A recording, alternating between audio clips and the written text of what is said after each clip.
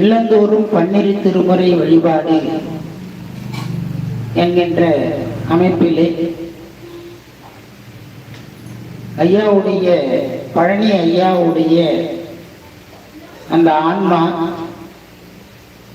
என்றும் இறைவனுடைய திருவடி இன்பத்தினை பெற வேண்டும். இப்போ ஐயா நம்ம இடத்துல இல்லை. நாமும் ஒரு காலத்துல அப்படி இல்லாத ஒரு இடத்துல இருந்தோம். இந்த உலகத்துக்கு வராத ஒரு இடத்துல இருந்தோம். அது எந்த இடம் அப்படின்னு நமக்கெல்லாம் தெரியாது. ஆனா இப்போ இந்த உலகத்துக்கு நாம வந்திருக்கிறோம். இந்த உலகம் தெரியுது. இந்த உலகத்துல இருக்கக்கூடிய பாசங்கள் எல்லாம் நமக்கு தெரியுது. ஆனா இதன் பிறகு நாம எங்க இருப்போம்ன்றது நமக்கு தெரியாது. அப்படி இறைவன் நம்மை ஐந்தொழில்களை செய்து நம்மை பேதித்து வளர்த்து வருகிறாங்க. அந்த ஐந்தொழில்களிலே படைத்தல், காத்தல், அழித்தல், மறைத்தல், அருளல் என்று சொல்லக்கூடிய 5 தொழில்களை இறைவன் செய்கிறான். இது யாருக்காக செய்கிறான் என்று சொன்னால் இந்த உயிர்களுக்காக செய்கிறான். அப்படி இந்த உயிர்கள்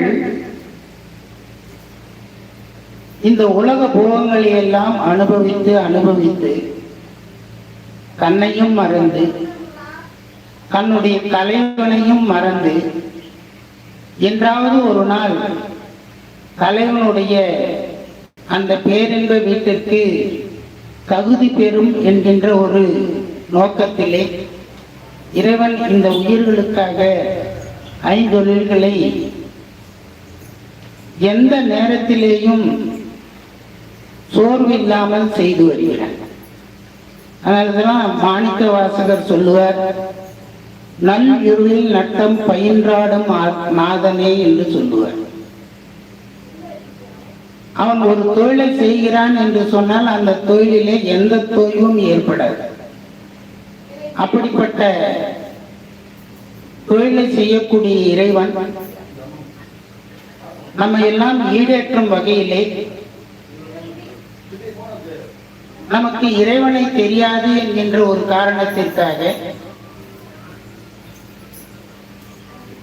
அவருக்கு பக்கத்திலே இருக்கக்கூடிய அந்த அணுபட்சம் என்று சொல்லுவார்கள்.